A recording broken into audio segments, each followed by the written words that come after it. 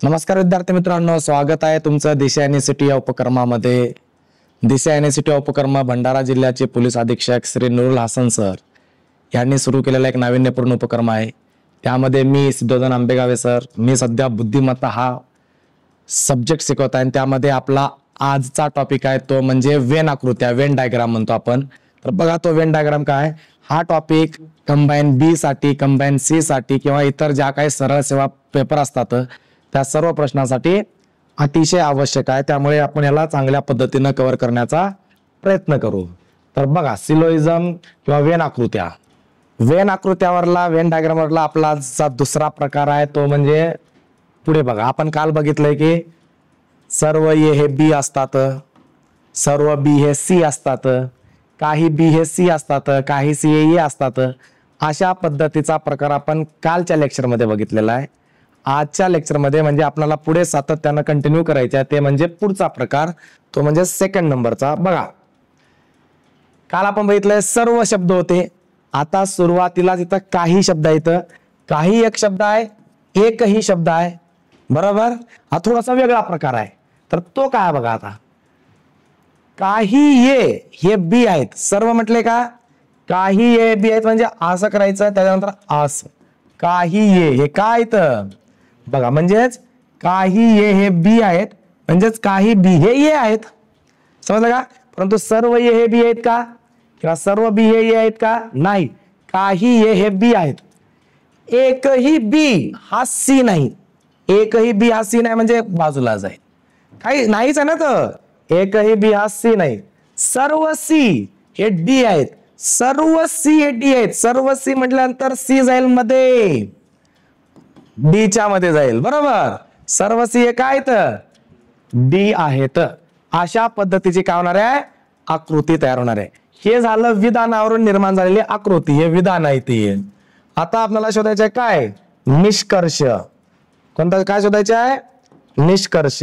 बघा आता निष्कर्ष ह्याच्यावरून बघायचं, ह्याच्यावरून काही बी हे डी असू शकतात, काही बी हे डी असू शकतात. असू शकतात म्हणजे आहेत म्हटलं का, असू शकतात, असू शकतात ना. इथं बघा, एकही बी सी नाही म्हटलंय, एकही बी सी नाही, परंतु काही सी इकडे येऊ शकतात ना. ही आकृती इकडे येऊ शकते का नाही. आपण जर इकडे घेतलो तर हिला आपण इकडे बी आणू शकतो. त्यामुळे काही बी हे डी असू शकतात, बरोबर आहे, शक्यता आहे ना, ते असू शकतात. काही ए हे डी असू शकतात, शक्यता आहे, कारण की आपण त्याला इकडे जर लावलं तरी केल्या बाजूला तरी ते शक्यता आहे, यस.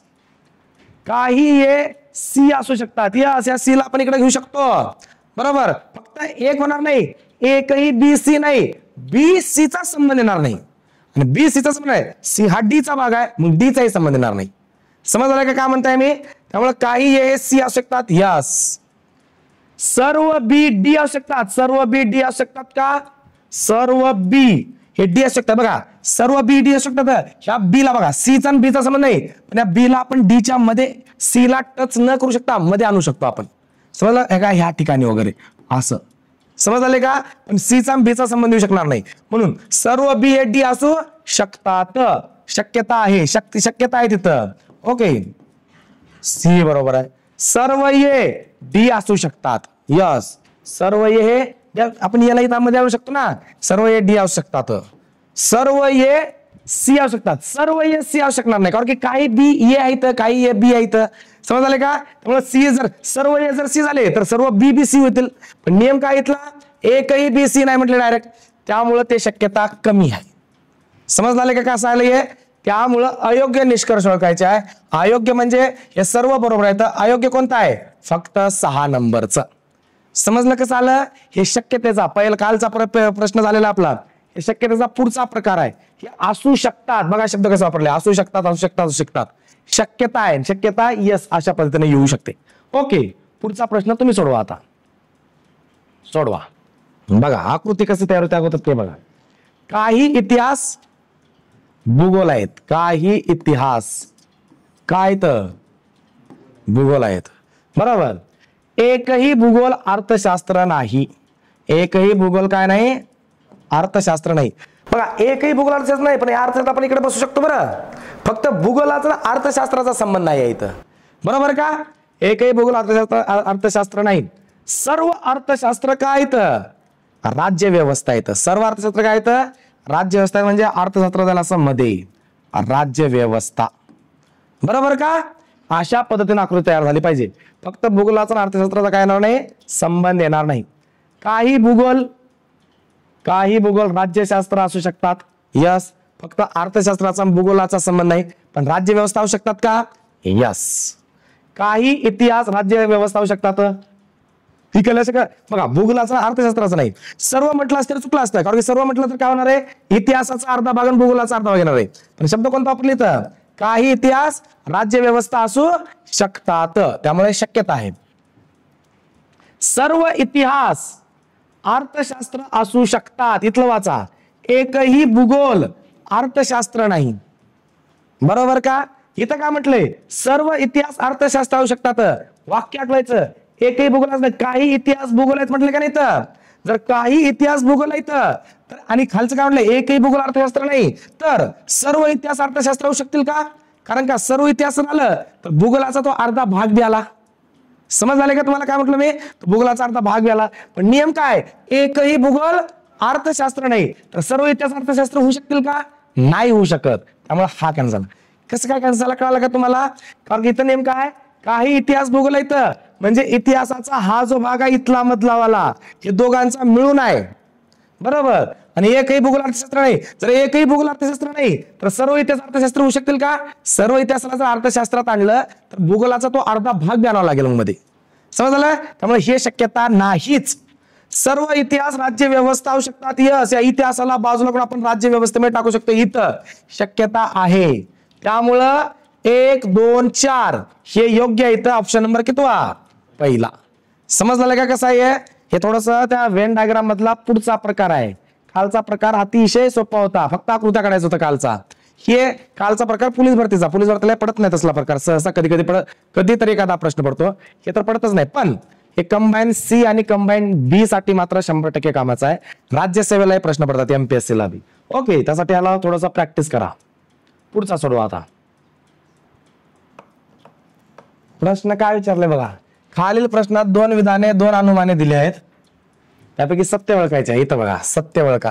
एक्साईज दारूबंदी PSचा प्रश्न आहे, एक्साईज SIचा प्रश्न आहे. बघा, सर्व झोपड्या, सर्व म्हटल्यानंतर ते मध्ये जाईल, आतमध्ये राहील ते. सर्व झोपड्या काय तर बंगले आहेत. काय तर बंगले आहेत. एकही बंगला तंबू नाही, असं जाईल ना बाजूला. बघा इकडे बघा, आता हे प्रश्न कसा आहे, सर्व झोपड्या बंगले आहेत, एकही बंगला तंबू नाही, म्हणजे कोणत्याही परिस्थितीमध्ये ह्या दोघांचा संबंध येणार नाही. आणि ह्या दोघांचा संबंध येणार नसेल तर झोपडीच येणार नाही, कारण का झोपडी बंगल्याच्या आतमध्ये आहे. समजले का? जर तुमचा समजा एखाद्या घराचा संबंध येणार नाही तर त्या घरामधल्या असलेल्या वस्तूचा संबंध येईल का? येणारच नाही ना. झोपडी बंगल्याच्या आतमध्ये आहे, बंगल्याचा आणि तंबूचा जर संबंध नाही तर तंबूचा आणि झोपडीचा संबंध येईल का? नाही. बरोबर, ह्याला प्रोटेक्शन केलेलं आहे. त्यामुळे तंबू झोपडीमध्ये जाऊ शकत नाही किंवा तंबू बंगल्याच्या मध्ये जाऊ शकत नाही, कारण का एकही बंगला काय नाही, तंबू नाही. ओके, हे झाले विधानावरून आलेली आकृती. आता अनुमाने किंवा निष्कर्ष बघा. एकही झोपडी तंबू नाही, एकही झोपडी तंबू नाही. बरोबर आहे. आहे का काही संबंध? नाही, एकही झोपडी तंबू नाही. सर्व झोपड्या बंगल्या असू शकतात, आहेतच. असू शकतात काय, ऑलरेडीच आहेत ना. हे ऍज इट इज शब्द आहे. सर्व झोपड्या बंगले आहेत, सर्व झोपड्या बंगल्या असू शकतात, आहेतच. असू शकतात का? आहेतच, 100% खरंच आहे ते. तर 1, 2 खरं असेल. काय म्हटलंय आपल्याला? सत्य ओळखायचे आहे. बघा, फक्त A सत्य आहे का? नाही. फक्त B सत्य आहे का? नाही. दोन्ही अनुमाने A व B सत्य आहेत का? यस, दोन्ही अनुमाने काय आहेत? सत्य आहेत. कळालं का कसं आहेत? ओके, पुढचा प्रकार आहे. पुढचा प्रश्न घ्या. इकडे बघा, अगोदर लक्षात ठेवा, किंवा आणि या दोघांचा संबंध कसा आहे बघा. किंवा म्हणजे काय माहित आहे का, हे 2 आहेत पेन, हे किंवा हे पेन, दोन्ही पैकी कोणतं तरी एक चालेल. म्हणजेच काय, एकतर ह्याच्यानं पण काम होईल, नसेल तर ह्याच्यानं पण काम होईल. किंवा शब्द या दोघांमध्ये, दोघांमध्ये किंवा म्हणजे दोन्हीपैकी कोणतं तरी एक आहे. समजलं काय म्हटलं मी? आता बघा, आता कोणता शब्द वापरतोय?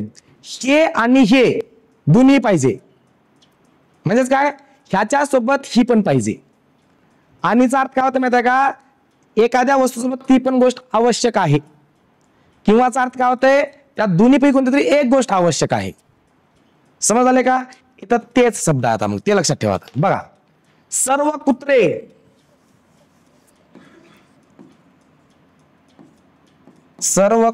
काय तर सर्व कुत्रे मांजर आहेत. बरोबर. काही मांजर वाघ आहेत. काही मांजर काय आहेत? वाघ आहेत. हे अशी आकृती तयार झाली तुमची, अशी झाली ना? ओके. निष्कर्ष काय? एकही कुत्रा वाघ नाही. बरोबर आहे ना? एकही कुत्रा वाघ आहे का? नाही. काही कुत्रे वाघ आहेत. काही कुत्रे वाघ आहेत. इकडे बघा, एक गोष्ट काय होणार आहे? आपण एका नाही, शक्यता अशी आहे, शक्यता या 100% नाही. याच्यामध्ये किंवा शब्द आला म्हणजे तेच उत्तर सहसा राहणार आहे. काही कुत्रे काय आहेत? वाघ आहेत. काही कुत्रे वाघ होऊ शकतात. समज आले का? शक्यता आहेत. एकही कुत्रा वाघ नाही तर 100% खरं आहे आकृतीवरून, त्यात काही प्रश्नच नाहीये. बरोबर. काही कुत्रे काय आहेत? वाघ आहेत. फक्त काय म्हटले? सर्व कुत्रे मांजर आहेत. समज आले का तुम्हाला एक गोष्ट? म्हणजेच काय, वाघाला आपण असं घेऊ शकतो, सर्व कुत्रे जर मांजर आहेत म्हटलंय आणि काही मांजर काय म्हटलंय? वाघ आहेत म्हटले, तर त्या वाघाला की नाही कुत्र्याच्या बाजूला बसू शकतो, ही शक्यता आहे. काही कुत्रे वाघ असू शकतात, दोन्हीही बरोबर आहे, ती येऊ शकतात. तेव्हा काय करायचं असतं माहिती आहे का?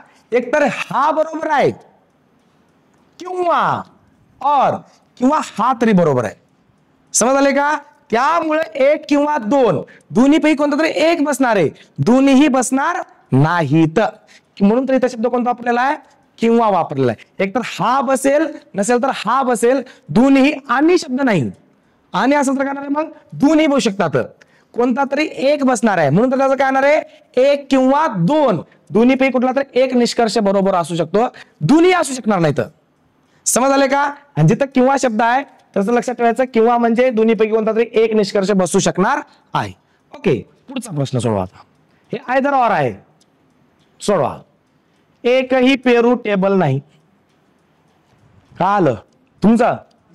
डायरेक्ट किंवा म्हणून बरोबर केले का? नाही ना? आकृती काढली का? एकही पेरू काय नाही?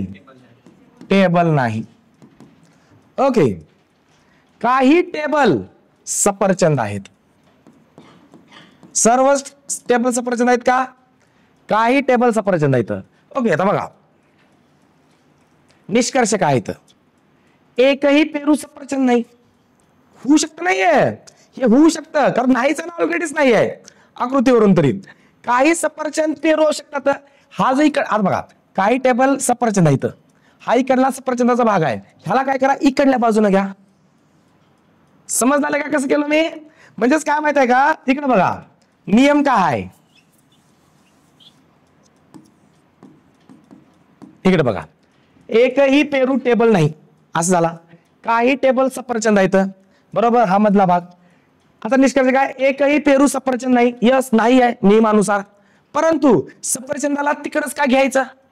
असू शकतं ना, हे जे सफरचंद इकडला जो भाग आहे, ह्या सफरचंदाला ह्या आकृतीला उचला आणि इकडल्या बाजूला ठेवू शकतो.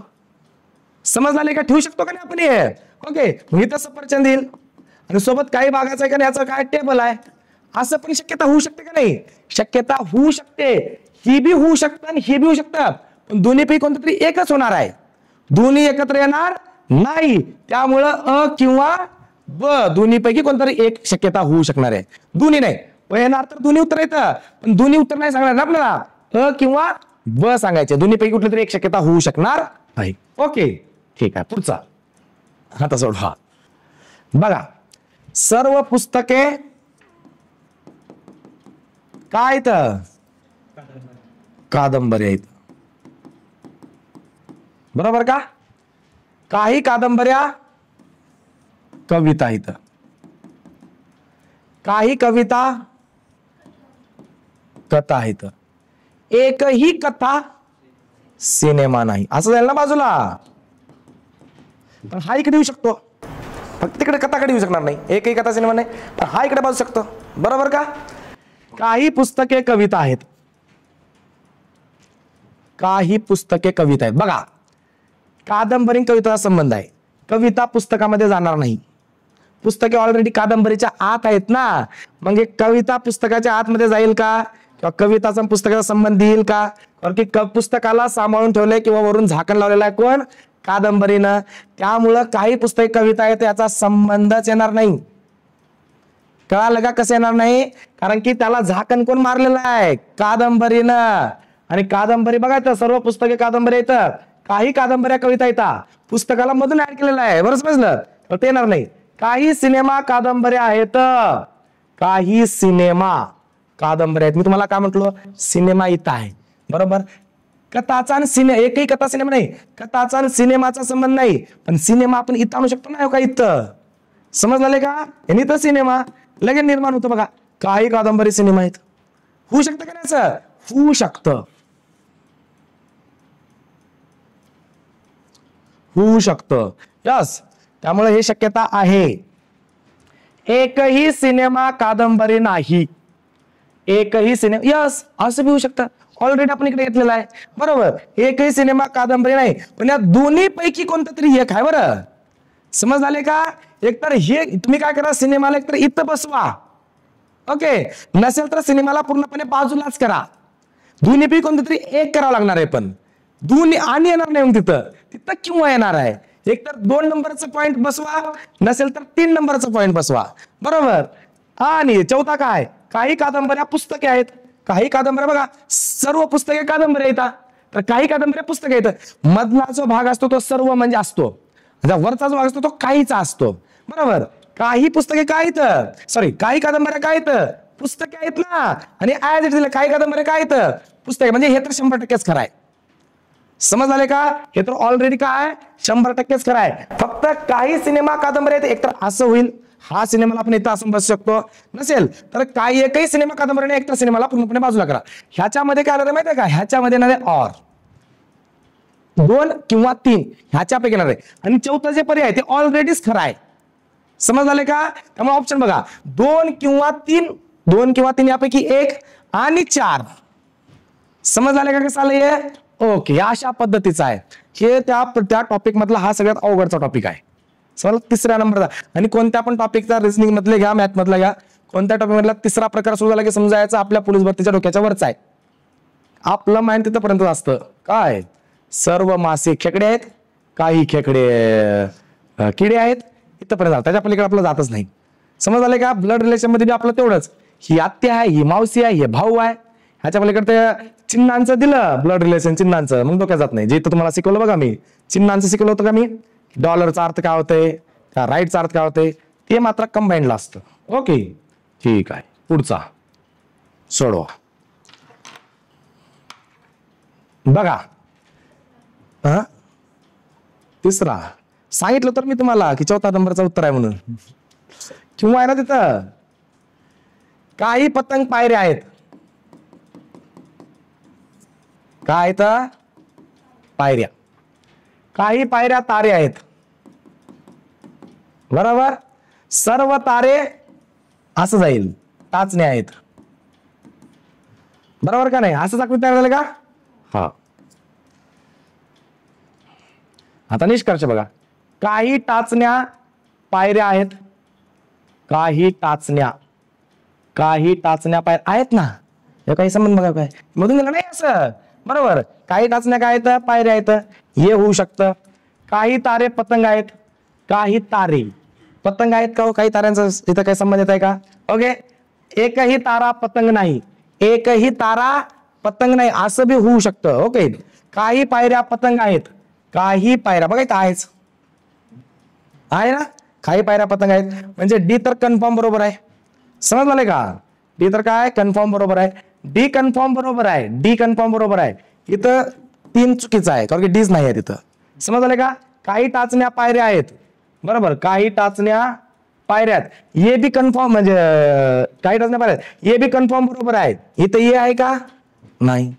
समजा याला म्हणतात इलिमिनेशन मेथड, इलिमिनेट करणे, बरोबर.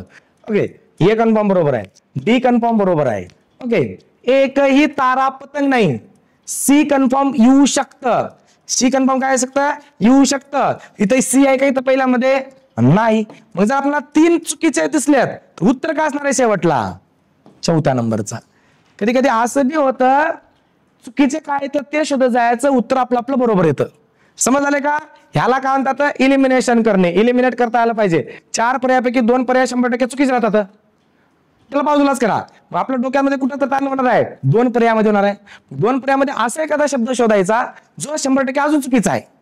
समजलं का. मग तो तिसरा पर्याय बी जाईल. उरलेला जो पर्याय असतो त्याला बघायचं पण नाही हे बरोबर आहे का चुकीचं आहे, डायरेक्ट राईट मारायचं. कारण का 3 जर बाजूला गेले उरलेला पर्याय बरोबरच राहणार आहे ना, तो चुकणार आहे का. जर तो बी चुकीचा असेल तर प्रश्न हॅशटॅगचा आहे, मग कॅन्सल करायचा प्रश्न आहे. जर ती बी चुकीचा राहिला असेल तर. त्यामुळे अशा पद्धतीने जर सोडवा, आणि हे फक्त इथंच लागू करायचं नाही, रिझनिंगला मॅथला लागूच करायचं नाही. ह्याचा फायदा जास्त करून जीएस ला होतो. जीएस ला प्रश्नाचे उत्तर काढताना कसं काढायचं, 4 पर्याय इथं. जर समजा आपल्याला 2 पर्याय 100% माहित आहेत की 100% ते चुकीचेच आहेत, त्याला बाजूला करा. आणि 2 पर्यायामध्ये आपला गोंधळ होतो, मग 50-50% असं वाटतं. त्यामध्ये मग लॉजिक लावायचा, कुठला पर्याय येतो. ह्याला म्हणतात इलिमिनेशन मेथड. ते जमलं पाहिजे सर्वांनाच. ओके, या अशा पद्धतीने काय होणार आहे, उत्तर येणार आहे. समजलं तुम्हाला. ओके, झालं. अशा प्रकारे आपला सिलोजिझमचा टॉपिक संपलेला आहे. अभ्यास करा. धन्यवाद.